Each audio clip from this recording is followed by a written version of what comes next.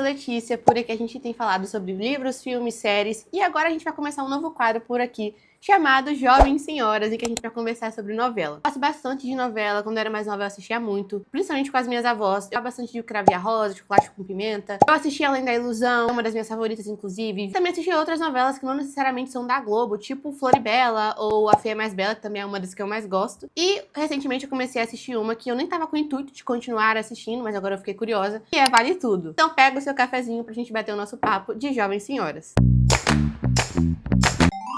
Eu não assisti a primeira versão da novela, então eu tô falando com vocês como uma pessoa que tá vendo uma novela normal, tá? Eu não vou trazer comparativos dessa versão pra outra. E eu quero começar falando sobre a Maria de Fátima. Eu percebi que muita gente, de edição de hoje, acha certo algumas coisas que são problemáticas que ela faz. Eu fiquei pensando por que será? Eu vi a roteirista falando que tem pessoas que acham certo ela ter vendido a casa e largado a mãe dela sem ter onde morar. Apesar de ter coisas sobre a Maria de Fátima que eu entendo o ponto de vista dela ou os sonhos dela, né? O tanto que ela quer construir aquela coisa, ou tanto que ela quer alcançar algum sonho, eu só não consigo passar pano pra questão das coisas que ela faz contra a mãe, como ela trata a mãe, como ela prejudica a mãe dela. Eu realmente acho totalmente problemático. Não acho certo ela ter vendido a casa, não acho certo ela ter feito a Raquel terminar com o Ivan. Não consigo. Tem outras coisas que ela faz que, assim, a gente consegue tentar relevar, porque ela é uma personagem que, apesar de todas as reclamações que eu vejo da atuação da Bela Campos, eu acho que a personagem tem carisma, eu acho ela interessante, eu acho que ela traz entretenimento, mas será eu não consigo aceitar a relação dela com a Raquel. É muito feio isso, e não entendo como as pessoas aprovam esse tipo de coisa. E eu sei que apesar do roteiro, tinha que ter a novela e tal, o Rubinho, ele é super amigo do Renato, tanto que o Renato compra as passagens pro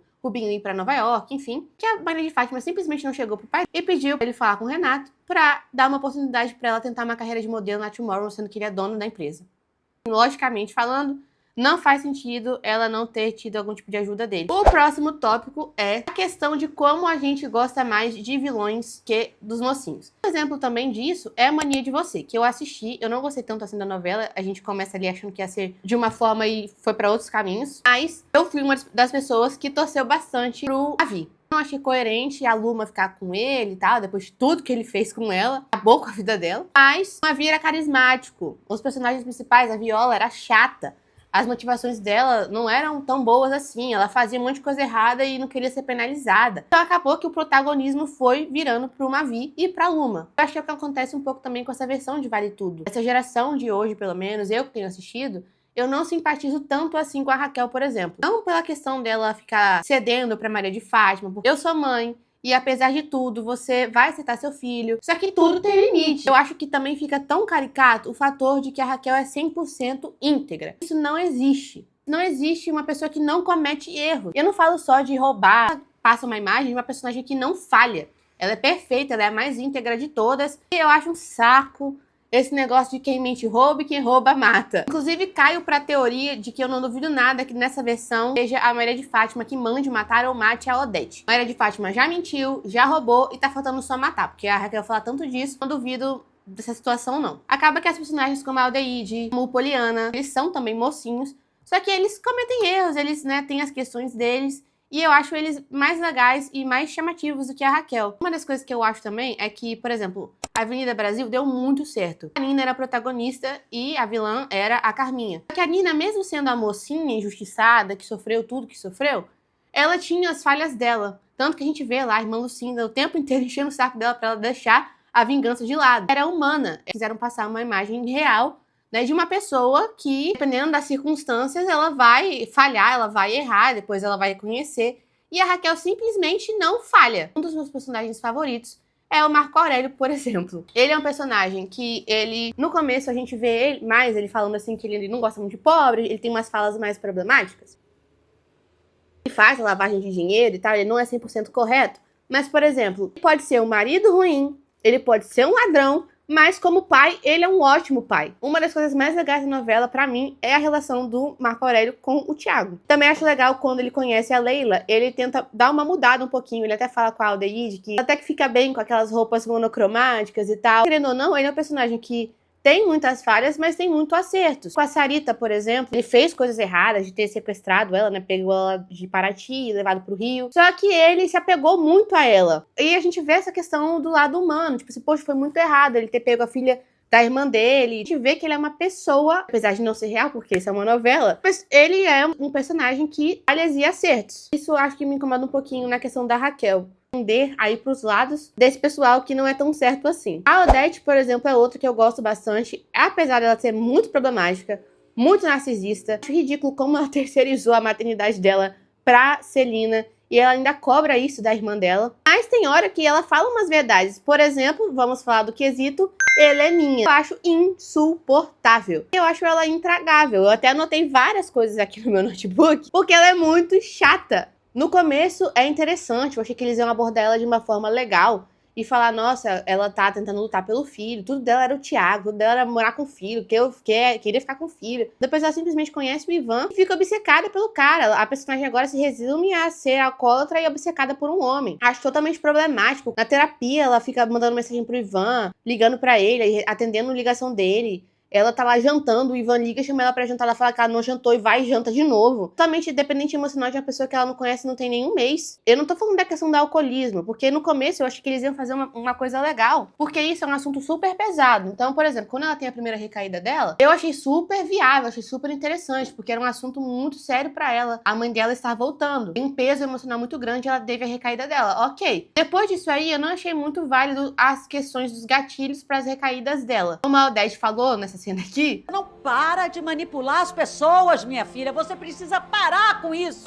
foram centenas de recaídas. Ou seja, ela não estava mais em recaída, ela voltou a beber. Eu achei que eles desperdiçaram um pouco a oportunidade de abordar um pouco mais o alcoolismo. Eles não falam tanto assim sobre outros distúrbios psicológicos que certamente a Heleninha tem. Eu não sei se ela é bipolar. Eu parte do Afonso falando que a Heleninha pode ser bipolar. Eu não duvido que a Heleninha seja ou bipolar ou tenha depressão. Eu acredito que tem algumas formas que ela reage a algumas coisas que me lembram muito características de pessoas borderline. Só que isso não é falado na novela. Eles não abordam muito, eles não aprofundam muito. Eles quiseram bater nessa pauta alcoolismo, e eu acho que não souberam aproveitar muito bem. Mas a personagem desenvolveu de uma forma que parece que ela tem outros distúrbios, outros transtornos psicológicos, que ninguém fala muito a respeito disso. Fora que parece que ela vai pra terapia só pra bater papo com a mulher mesmo. Ela não tá querendo muito mudar, né? Ela fica, como eu disse, atendendo ligação, mandando mensagem. A vergonha alheia foi aquela cena do samba.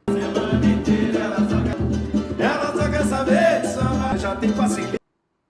Eu tive que passar a cena. Eu senti muita vergonha alheia, muita vergonha alheia. É a Raquel dançando e ela lá forçando a barra. Ela vai lá, fica gritando pro Ivan descer, e aí a galera se junta. Meu Deus do céu. Outra coisa que me incomoda na personagem, que eu não sei se é proposital, a parte da atriz, é por que que a Heleninha fica o tempo inteiro fazendo isso aqui com a cabeça, ou jogando o cabelo assim de um lado pro outro, mexendo assim no cabelo, sabe? Eu não entendo o porquê. Eu acho muito caricato a forma como a atriz trouxe a Heleninha bêbada. Como eu disse, eu não gosto de condenar a atuação de ninguém, seja novo ou velho de carreira. As pessoas podem melhorar. Mas eu acho que ficou muito caricato. Sabe do que eu lembrei quando eu tava nas cenas que a Heleninha tá bêbada? Do Jack Sparrow. A forma como ela anda assim, sabe? O jeito que ela com as mãos, eu lembrei muito do Jack Sparrow. Só que o Jack Sparrow é um personagem mais caricato. Foi criado pra ser daquela forma, mais forçado, sabe? Faz parte dele. A Heleninha não, a Heleninha é uma personagem normal, rica. Eu achei que ficou tão legal assim na personagem. E o Marco Aurélio até falou, né, no começo da novela. Aquilo ali não é uma mulher, aquilo lá é uma armadilha. É linda? Sim. Sedutora? Sim.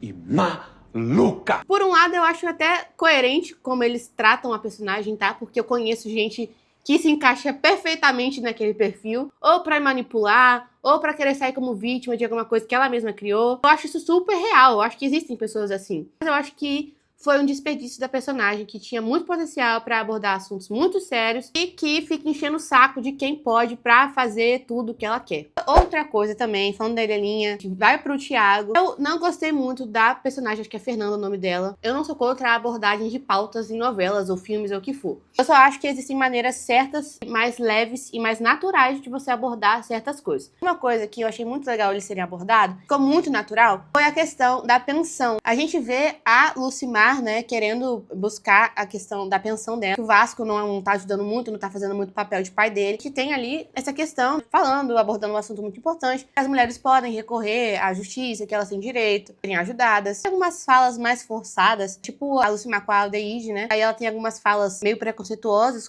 pelo fato da Lucimar tá querendo pedir a pensão, mas, no geral, eu achei que foi muito natural. Eu achei que fez sentido pra personagem também, sabe? Não foi só uma Ah, vamos falar disso e vamos enfiar aqui de qualquer forma. Aqui que ficou legal. Agora, as questões da Fernanda, se não me engano, e a filha da Consuelo, também, que eu esqueci o nome agora, forçar tanto a barra que elas são feministas, no sentido de que mulher não precisa de homem, mulher não quer casar, muito forçado. Porque ficou o tempo inteiro aquela filha da Consuelo falando que ela não quer se relacionar, falando que ela não quer casar, quer viajar, que ela quer conhecer o mundo. Uma das duas que foram as que mais falaram sobre isso, bem assim, mulher não quer casar mais hoje em dia, mãe. É só homem que quer casar. E assim, eu não sou contra mulheres que não querem casar, que preferem trabalhar. Aqui, como eu disse, ficou muito forçado. Era o tempo inteiro elas falando que elas não queriam se relacionar e tal. E acabou que essa menina aí, acho que é a Fernanda, quis se relacionar com o colega de trabalho dela lá. Mas com o Thiago, ela quis se relacionar. Pode ser por X questões, eu não julgo a pessoa mudar de ideia. Mas foi o que eu falei. Eles bateram tanto na tecla pra essa personagem em uma obra de televisão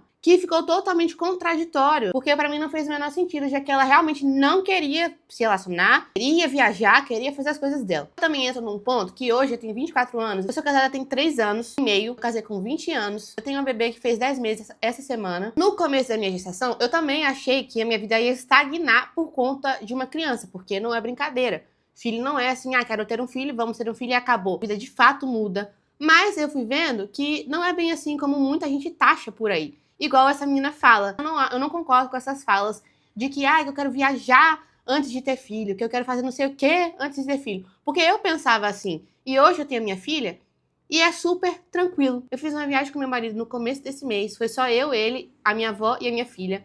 Mas a minha avó não fez os passeios com a gente. Então foi só eu, meu marido e a minha filha. Foi super tranquilo. Novela no aquário. Minha vida não parou por conta disso. Claro, como eu disse, muda. Suas prioridades mudam, seu tempo fica mais apertado. Mas eu não concordo com esse discurso de que sua vida vai parar, a vida vai ficar um lixo porque você casou e muito menos porque você teve um filho. Eu sinto que eu comecei a viver depois que eu tive a minha filha. Pode ser muito difícil, principalmente para pessoas que não têm estrutura familiar, não têm estrutura financeira, mas eu não acho que isso deva ser generalizado, que mulher não quer casar, agora é só homem que quer casar? Eu não concordo com isso e eu acho que ficou muito forçado. A pauta ficou muito forçada dentro da novela. Eu não sou contra. A partir do momento que você aborde isso de uma forma saudável e coerente com a obra que você está apresentando, não fique tão forçado assim. Por último, eu queria falar sobre essas injeções de linguiça do Bebê Reborn. Eu não gosto muito de quando assuntos virais na internet ou coisa do tipo são colocadas em novela, principalmente da maneira que foi. Comecei a ver a novela, ela já tava uns 80 episódios,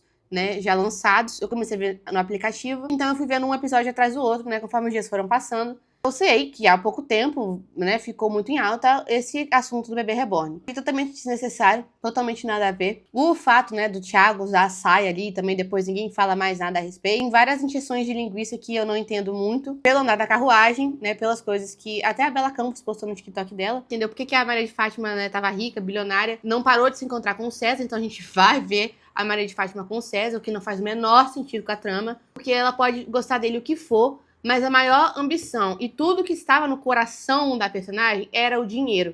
E agora ela finalmente consegue o dinheiro que ela quer e ela vai deixar isso, tipo, tomar conta? Eu não sei como é que vai ser os próximos capítulos. Eu até gosto de dar uma olhada no site da Globo pra ver alguns spoilers dos próximos episódios. Eu não olhei ainda. Tem alguns rumores de que o Afonso vai trair a Maria de Fátima com a Solange, que é uma personagem que eu não gosto tanto assim, tá? Eu sei que ela é muito amada, mas eu sinto que eu gosto mais da Maria de Fátima do que da Solange. E ela ainda vai engravidar dele de gêmeos e ele vai descobrir que ele tem uma leucemia, um câncer, né? E vai deixar tudo pra Solange. Eu acho que a moça que é roteirista, acho que o nome dela é Manuela, deveria dar uma chance, assim, tipo o autor, roteirista de Mania de Você, que entendeu um pouco o público e deu um final feliz, né, pra uma vida. Não tudo dá certo pra Maria de Fátima. Mesmo que a mãe não ajude ela financeiramente, mas a mãe dela perdoar ela e só aceitar ela de volta. E a mãe dela vê ela tendo que se matar pra trabalhar, pra conseguir o dinheiro dela.